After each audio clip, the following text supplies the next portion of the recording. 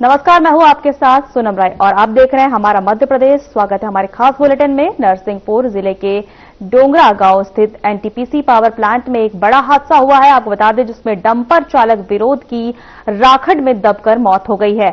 आपको बता दें कि यह हादसा तब हुआ जब डंपर को राख भरने के लिए खदान में लाया जा रहा था। उसी दौरान अचानक से खदान की राख दह गई, जिसके बाद नीचे डंपर चालक दब गया। स्थानीय कर्मचारियों ने उसे निकालने का प्रयास किया, लेकिन तब तक उसकी मौत हो चुकी थी। इस हादसे के बाद आपको बता दें, एनटीपीसी के किसी भी अधिकारी ने अभी तक कैमरे के सामने कोई भी बयान देने से इनकार कर दिया है, जिससे कर्मचारियों की सुरक्षा को लेकर सवाल उठ रहे हैं।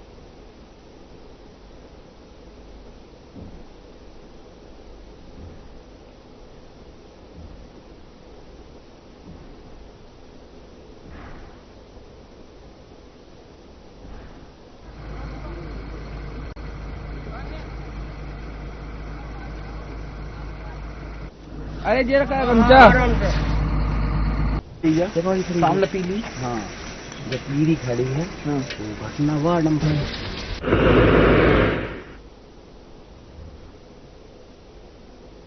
आपको बता दें कि एनटीपीसी में बड़ा हादसा हुआ है। जो ड्राइवर हैं, राख के दबकर डंपर में चालक की मौत हो गई है। आपको बता दें कि अधिकारी ने बयान देने से इनकार कर दिया है, किसी ने भी कैमरे के पास बोलने से। वहीं स्थानीय लोगों ने जब तक ड्राइवर को निकाला तब तक उसकी मौत हो गई थी। आपको एक बार बता दें कि नरसिंहपुर में बड़ा हादसा हुआ है। एनटीपीसी पावर प्लांट में हुआ है यह हादसा। राख में दबकर डंपर चालक की मौत हो गई है। बड़ी घटना। आपको बता दें कि नरसिंहपुर एनटीपीसी से है, जहां पर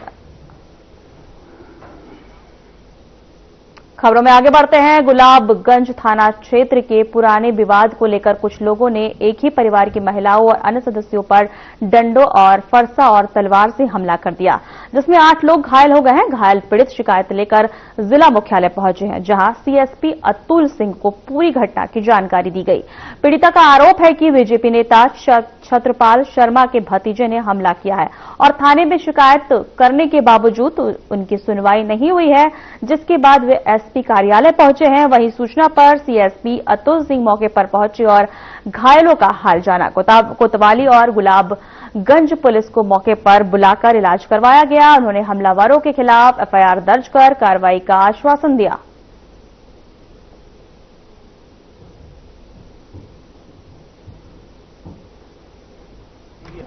कुशवाहा गुलाबगंज से आए हैं।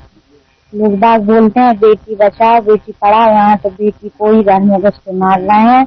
और मुझे तो एक जने ने मारा, एक जने ने पकड़ा था और एक जने ने मारा था। वो मनोज उपाध्याय ने मुझे पकड़ा था और सौरभ उपाध्याय ने मुझे मारा था और छोटू ने भी मुझे मेरे सिर में तलवार से मारा था। हम तो ये चाहते हैं कि हमें न्याय मिला और हमारी बातों पे वो कार्रवाई हो। कौन लोग हैं बेटा? वो उनके रिश्तेदार हैं? वो छत्रपाल के रिश्तेदार हैं और गुलाबगंज में उन्हीं की नेतागिरी चल रही है। ना ही हमारा अस्पताल में वो हुआ इलाज और ना ही हमें थाने में रिपोर्ट दी। मंडी गुलाबगंज से हम आए हुए हैं। क्या मामला? हमारी बच्ची के लिए मनोज उपाध्याय, सौरभ उपाध्याय लोगों ने सभी और सागर भाई ने मिलकर मारा हुआ है और बहुत पहले से हमारी रंजिश चल रही थी। वो उस हिसाब से उन्होंने हमें बहुत भयंकर मारा हुआ है। इस बात की रंजिश? एक प्लाट को लेकर रंजिश चल रही थी उस पैसे। किन लोगों, कौन है वो लोग? कौन? वे छत्रपाल महाराज के भतीजे हैं। बंटी, मनोज, सौरभ, छोटू, मोटू उनकी पत्नी है, सब लोग हैं भाई। उन्होंने घर पर मारपीट की हमारे लिए और मेरी बच्चियों के लिए। किस चीज से मारा था? कितने लोग घायल हुए? फरसा भी था, तलवार भी थी और कुछ लाठी भी रखे हुए थे। कितने लोग घायल हुए? हाँ, हमारे 7 लोग घायल हुए हैं। उनकी तरफ से हुए कोई घायल? उनकी तरफ से तो ऐसा नहीं लगता कोई घायल हुआ है और हमें इस चीज की जानकारी नहीं। ले गए थे बच्चों के लिए हम थाने में ले गए थे। थाने में हम आधा घंटा बैठे रहे, हमारी कोई कार्रवाई नहीं हुई थाने के अंदर। अस्पताल गए थे? फिर अस्पताल भी गए। अस्पताल 2 बार गए। एक बार शुरू में मेडिकल बना, फिर मेडिकल के पर्चे बीमा दुका लिए गए। फिर हम दोबारा विदेश आए, फिर मेडिकल के पर्चे हम जाकर प्राइवेट जीप से फिर पर्चे दोबारा लेकर आया मेडिकल के। अभी आपकी सीएसपी साहब से बात हुई, क्या कहा? उन्हें आश्वासन दे दिया है, जो भी होता है वो कार्रवाई करती है। हाँ, दरअसल में जानकारी साथ में आई है, कुछ लोग गुलाबगंज के जिनको चोटें लगी हुई है, महिला है, बच्चे हैं, यहाँ आए हुए हैं। मैं यहाँ आया था, डायरेक्शन प्राप्त हुआ था मेरे को। यहाँ के बाद मैंने इनकी सुना है, मैं इनको लेकर अस्पताल जा रहा हूँ और वहाँ इनकी रिपोर्ट भी लिखूंगा और जो भी यथासंभव कार्रवाई होती है वो करूँगा। नाम खुशी कुशवा है। प्लाट पर से विवाद चल रहा था, कचरा फेंकने गए तो मना कर दिया। बाहर खड़े थे, 3-4 जने आए, मनोज उपाध्याय, बंटी उपाध्याय और उनका लड़का छोटू उपाध्याय, उसका नाम योगेश उपाध्याय है, और कन्नू उपाध्याय, उसका नाम गौरव उपाध्याय है, और पवन उपाध्याय, उसका नाम सौरभ उपाध्याय है, और उनकी 3 लड़कियां हैं, रिया उपाध्याय, शालिनी उपाध्याय और शीतल उपाध्याय, और उनकी पत्नी है मौसमी उपाध्याय। उनने मिलकर मारा कचरे फेंकने करके, और प्लाट का पिछला विवाद था, और वो उनने जल्दी से उनके जो चाचा हैं छतरपाल शर्मा, उनको फोन लगा दिया। हमारी थाने में कोई सुनवाई नहीं रही।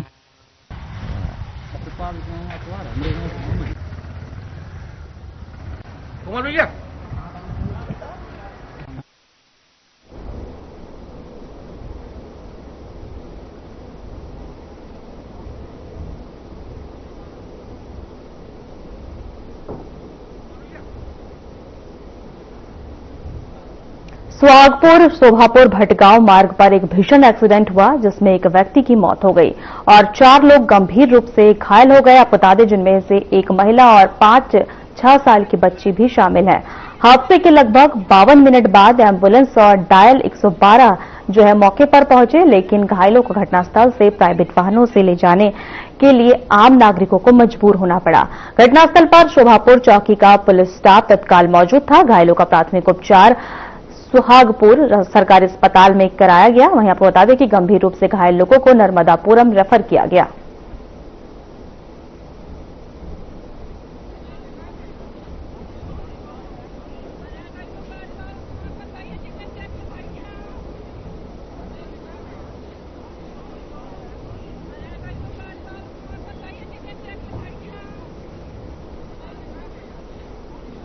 खबरों में आगे बढ़ते हैं। इंदौर में पत्रकारों पर हुए जानलेवा हमले को लेकर प्रदेश पर रोष देखने को मिल रहा है। बता दें कि इसी कड़ी में शनिवार को खरगोन में भी पत्रकारों ने आक्रोश व्यक्त करते हुए सीएम डॉक्टर मोहन यादव के नाम के जो है एसडीएम कार्यालय में तहसीलदार को ज्ञापन सौंपा। पत्रकारों ने ज्ञापन के माध्यम से मध्य प्रदेश पत्रकार सुरक्षा कानून जल्द लागू करने की मांग की है। राज्य स्तरीय अधिमान्य पत्रकार आशुतोष पुरोहित ने सीएम को डॉक्टर मोहन यादव के नाम जो है ज्ञापन सौंपकर इंदौर में पत्रकारों के साथ मारपीट की उच्च स्तरीय जांच की मांग की है। पत्रकारों का कहना है कि इंदौर की घटना कोई पहली नहीं है, बल्कि प्रदेश में लगातार पत्रकारों पर हमले बढ़ते जा रहे हैं। इससे यह प्रतीत होता है कहीं न कहीं भ्रष्टाचार उजागर होने के डर से कुछ प्रशासनिक अधिकारी और कर्मचारी दबाव बनाने की कोशिश कर रहे हैं।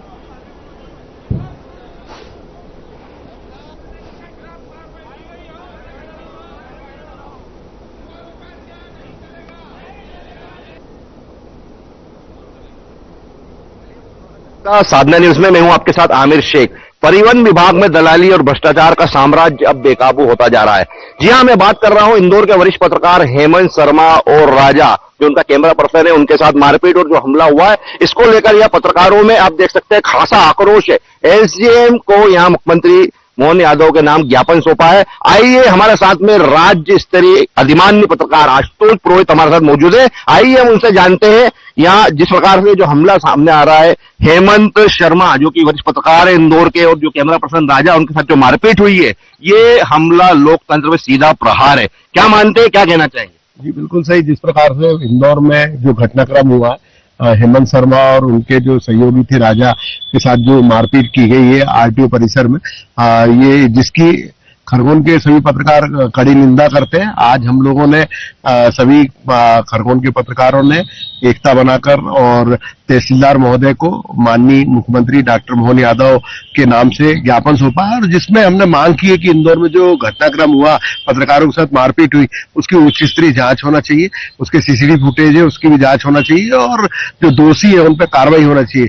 जिस प्रकार से मध्य प्रदेश में लगातार इस प्रकार की घटना आ रही है, इसको लेकर हमने ये भी मांग की है कि पत्रकार सुरक्षा कानून जो वर्षों से लंबित मांग है, लगातार पत्रकार मांग करते आ रहे हैं, पत्रकार के विभिन्न संगठन लगातार मांग करते आ रहे हैं, तो मुख्यमंत्री जी से मेरा विशेष रूप से आग्रह है कि ये जो इंदौर का घटनाक्रम हुआ उसके बाद पत्रकार सुरक्षा कानून लागू किया जाना चाहिए, क्योंकि पत्रकार जो है वो लोकतंत्र का चौथा स्तंभ है।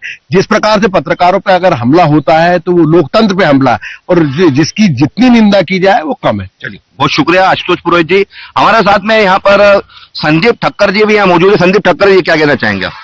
जिस तरीके से इंदौर के आरटीओ ऑफिस में गड़बड़ियां चल रही थी, उसको लेके इंदौर के 2 पत्रकार साथी वहां पे कवरेज करने पहुंचे थे और स्टिंग ऑपरेशन के दौरान वहां के दलालों और जो वर्षों से जमे हुए कर्मचारी है उन्होंने मारपीट की, उसकी मैं कड़ी निंदा करता हूं और शासन प्रशासन से मांग करता हूं कि जो दोषी है उन पर कठोर से कठोर कार्रवाई हो ताकि आगे से इस प्रकार की घटना नहीं हो सके। चलिए, बहुत शुक्रिया आपका। अबू बकर रिया जी, क्या मानते हैं आप?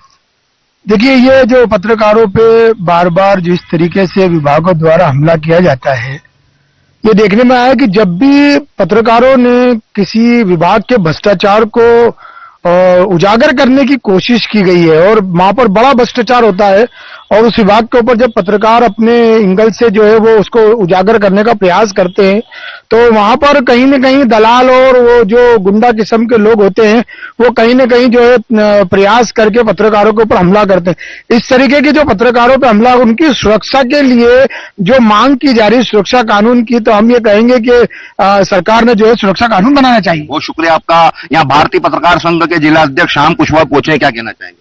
बहुत ही दुखद बात है, प्रदेश में सिर्फ आरटीओ नहीं हर विभाग में इतना भ्रष्टाचार हो गया और लोकतंत्र के चौथा स्तंभ कहे जाने वाले हम अगर पत्रकार कहीं आवाज उठाते हैं तो उसे सरकार के लोग पूरी कोशिश से दबाते हैं और दबाते हैं तो बिल्कुल दादागिरी से दबाते हैं। ये बड़ी चिंता का विषय है। हमारे साथ न्याय होना चाहिए, पत्रकार सुरक्षा कानून लागू होना चाहिए। कई समय से पूरे प्रदेश के पत्रकार साथी ये मांग कर रहे हैं पर मोहन सरकार को अभी भी ये समझ में नहीं आ रहा है कि जिनके द्वारा आपकी लोकहित की जो योजनाएं हैं उजागर करते हैं पब्लिक में, आज हमारे को ही अनदेखा देख रहे हैं। ये बहुत ही दुखद बात है और बड़ी घटनाएं हो सकती है, इसको रोकना चाहिए सरकार ने। चलिए, बहुत शुक्रिया शाम कुशवाहा जी। मोरे जी, आप भी पहुंचे, क्या कहना चाहेंगे? इंदौर के जो आरटीओ कार्यालय में घटना हुई हेमंत शर्मा जी और उनके कैमरामैन के साथ, दुखद घटना हुई, निंदनीय घटना हुई। हम सभी पत्रकार खरगोन जिले के और नगर के पत्रकारों ने आज मुख्यमंत्री के नाम ज्ञापन दिया, तहसीलदार को इसमें मांग रखी है कि जो भी इस कांड में शामिल है, दलाल हो, ऑफिस के स्टाफ के लोग कर्मचारी हो, उनको उनके खिलाफ कठोर कार्रवाई की जाए। मोरे जी, बहुत शुक्रिया आपका। लगातार ग्राउंड पर आप वर्किंग करते हैं, आपको इस प्रकार की कोई समस्या का सामना करना पड़ता है क्या? आती इस तरह की समस्या जो कल की घटना, उससे तो ये जरूर साबित हो रहा है कि कहीं न कहीं चोर की दाढ़ी में तिनका है। अगर चोर की दाढ़ी में तिनका नहीं होता तो कल ये वारदात नहीं होती है। इसलिए हमें चाहते हैं कि ऐसे लोगों के ऊपर सख्त से सख्त कार्रवाई होना चाहिए। चलिए, बहुत शुक्रिया शकील जी आपका। यहाँ रामेश्वर बड़ोले जी, आपने भी आवाज बुलंद की है, क्या कहना चाहेंगे? देखिए, ये मोहन सरकार के सुशासन में ये पत्रकार चौथा जो स्तंभ है ये पिटा जा रहा है। ये बहुत सोचने वाला विषय है कि आज भ्रष्ट तंत्र, जो भ्रष्ट अधिकारी कर्मचारी है, ऐसे लोग अपने आप को बचाने के लिए चौथे स्तंभ को पीट रहे हैं, अपने ये छुपा रहे हैं, तो ये सोचने वाला विषय है। चलिए, बहुत शुक्रिया रामेश्वर बड़ोले जी। जिस चैनल में आप काम कर रहे हैं उसी के पत्रकार के ऊपर हमला हुआ है, कैमरा पर्सन का कैमरा भी फोड़ा है, क्या कहना चाहेंगे? देखिए, लगातार जिस तरीके से न्यूज 24 और लल्लूराम.com अपनी जनता के मुद्दों को लेकर हमेशा आवाज उठाता है, उसी प्रकार आरटीओ में किस तरह से दलाली का खेल चल रहा था, किस तरीके से गुंडों को अधिकारी अपना रहे थे, और जब इन सब बातों का खुलासा हुआ तब अधिकारी से केवल चर्चा करने पहुंच रहे रिपोर्टर टीम पर हमला गुंडों और दलालों के द्वारा किया गया। हमला इतना खतरनाक था कि रिपोर्टर को आईसीयू में भर्ती करना पड़ा। लेकिन ये बहुत निंदनीय घटना है। ये एक घटना नहीं, ये सभी के ऊपर सवाल खड़े होते हैं। सरकार से लेकर सिस्टम तक के सभी भ्रष्टाचार अधिकारियों पे भी सवाल खड़े होते हैं। जिस वक्त रिपोर्टर को घायल करा था, उस वक्त ना उसे एम्बुलेंस से अस्पताल पहुंचाया गया, ना पुलिस को सूचना देने के बाद तक पुलिस पहुंची। 8 घंटे के बाद भी मामले में पुलिस ने मामला दर्ज किया है। पुलिस ने आखिर को जब पत्रकार के प्रदेश के सभी पत्रकारों ने जब इस मामले की गंभीरता दिखाई, आवाज उठाई, एक पत्रकार के साथ में एकजुटता दिखाई, तब जाके पुलिस ने 8 घंटे के बाद गंभीर धाराओं में मुकदमा दर्ज किया है। चलिए हर्ष गुप्ता, बहुत शुक्रिया आपका। तो आपको बता दूं मैं, रिपोर्टिंग के दौरान ये जो मारपीट की घटना सामने आई है, इसको लेकर पूरे प्रदेश भर के पत्रकारों ने एकजुट होकर जो है विरोध दर्ज किया है। और यहाँ खरगोन में पत्रकारों का आक्रोश आप देख सकते हैं। या खरगोन में मुख्यमंत्री डॉक्टर मोहन यादव के नाम या एसडीएम कार्यालय में यह ज्ञापन सौंपा है। और मैं आमिर शेख, प्रदेश संयोजक भारतीय पत्रकार संघ यूथ विंग होने के नाते, हमारे संगठन भारतीय पत्रकार संघ के यहाँ पदाधिकारी होने के चलते हम खुद इस घटना की निंदा करते हैं और कठोर से कठोर कार्रवाई की मांग करते हैं। फिलहाल के लिए इतना ही। कैमरा पर्सन असिक के साथ में खरगोन से आमिर शेख, साधना न्यूज। परासिया शहर में ओवरलोड मक्का के ट्रकों का आना जाना बढ़ गया है, जिससे शहर में गुरु गोविंद चौक से रेलवे स्टेशन तक आपको बता दें कि यातायात जाम और दुर्घटना का खतरा बढ़ गया है। इस मार्ग पर अस्पताल और व्यापारी क्षेत्र स्थित है, जहां ओवरलोड ट्रकों के कारण न केवल ट्रैफिक जाम होता है, बल्कि मरीजों को भी भारी परेशानी का सामना करना पड़ता है। व्यापारी वर्ग ने बार बार इस समस्या की शिकायत की है, लेकिन शासन प्रशासन का ध्यान इस ओर नहीं गया। लगातार इस समस्या के बने रहने से शहरवासियों में आक्रोश देखने को मिल रहा है और उन्हें उम्मीद है कि प्रशासन इस पर जो है तत्काल कार्रवाई करेगा।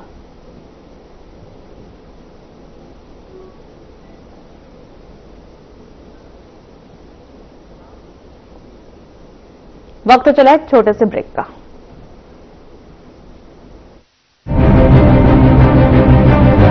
कुछ लोग खाते पीते तो बहुत बढ़िया है, पर फिर भी उनकी सेहत नहीं बनती।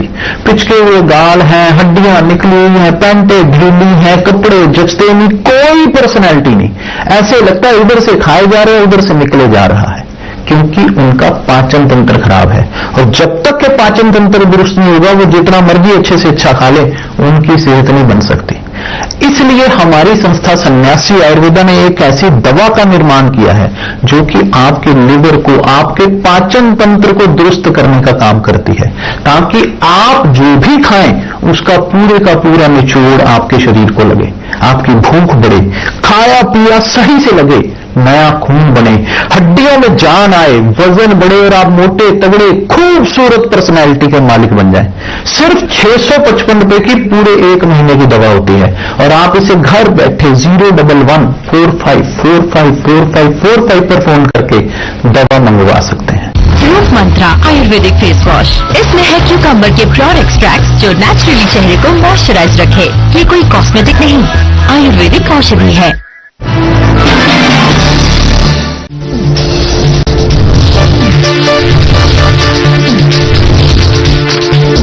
साधना इंस्टीट्यूट के छात्र हर साल नए नए जगहों पर, नए नए संस्थानों पर काम करने के लिए जाते हैं, उन्हें प्लेसमेंट मिलता है और साथ ही साथ वो संस्थानों का और साधना इंस्टीट्यूट का नाम भी रोशन करते हैं। तो अगर आप इलेक्ट्रॉनिक मीडिया, मास कम्युनिकेशन में अपना करियर बनाना चाहते हैं तो साधना इंस्टीट्यूट आपके लिए एक सबसे बढ़िया विकल्प है।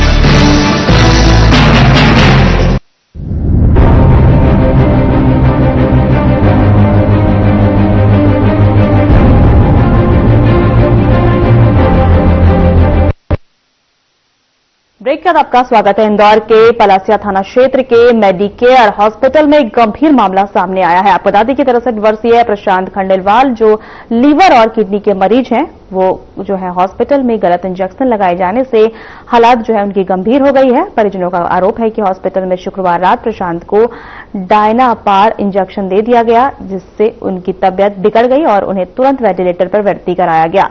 मरीज की हालत नाजुक बनी हुई है और परिजन हॉस्पिटल प्रबंधन की लापरवाही पर नाराज हैं। हॉस्पिटल के मामले में अपनी सफाई देते हुए कहा कि इंजेक्शन किसी अन्य मरीज को दिया गया था।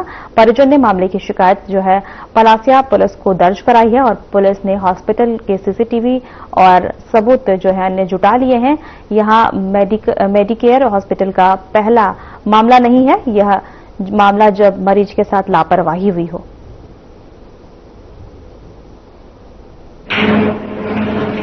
जी, मेरा नाम निखिल खंडेलवाल है। मेरे पिताजी प्रशांत खंडेलवाल जी को मेडिकेयर हॉस्पिटल रविंद्र नगर रिसर्च सेंटर में एडमिट किया गया था। डॉक्टर नरेश पावा ने सजेशन दिया था कि उनको एडमिट किया जाए और मेरे पिताजी लीवर और किडनी से ग्रसित पेशेंट है, तो मैंने 24 तारीख के दिन उनको यहाँ पे एडमिट किया था और 25 तारीख के दिन उनका पहला डायलिसिस कराया था। डायलिसिस कराने के बाद में यहाँ पे नाइट में जो ड्यूटी डॉक्टर थे तो उन्होंने एक दर्द का डायनापार इंजेक्शन उनको लगा दिया गया, जबकि किडनी पेशेंट और लीवर पेशेंट को डायनापार इंजेक्शन नहीं लगाया जाता है, जिस वजह से उनकी किडनी बैठ गई, उनका क्रेटेनाइन और ज्यादा हो गया। वो अच्छी कंडीशन में थे और हॉस्पिटल की लापरवाही की वजह से उनको आईसीयू में शिफ्ट करना पड़ा और वेंटिलेटर पर रखना पड़ा। और वेंटिलेटर पर रखने के बाद जब मैंने हॉस्पिटल से ये बात बोली कि ये आपने कैसे लगा दिया, तो वो बोलते हैं कि हमने नहीं लगाया, ये हमने गलती से लिख दिया है 3 नंबर, ये लगाया गया है 4 नंबर पेशेंट को, जबकि 4 नंबर पेशेंट कैंसर पेशेंट है। मैंने 4 नंबर के पेशेंट के डॉक्टर से बात करी तो उन्होंने भी उस चीज को डिनाई कर दिया। उन्होंने भी बोला कि ये इंजेक्शन ना हमने बोला लगाने का, ना हमारे द्वारा लगाया। Brand ambassador, I want you are the brand ambassador of this palace. May I request you to come forward and you at the back. Please come forward with your flag, so sir will talk to you also. Next team you will sit there. Дира, можете вперед сесть чуть-чуть? Thank you. Nice to see you. How are you? With your flag. Very nice. Yeah. You can arrange some better competition. The athletes come.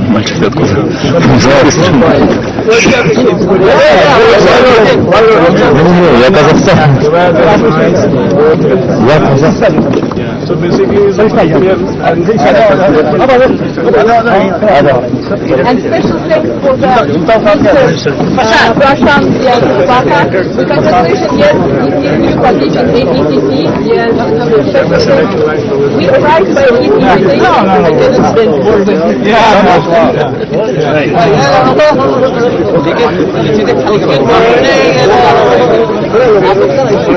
जिनके पास जो play card है सारे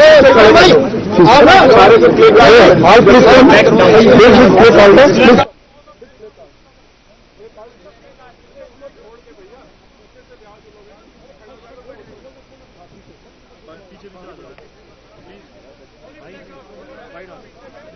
Please.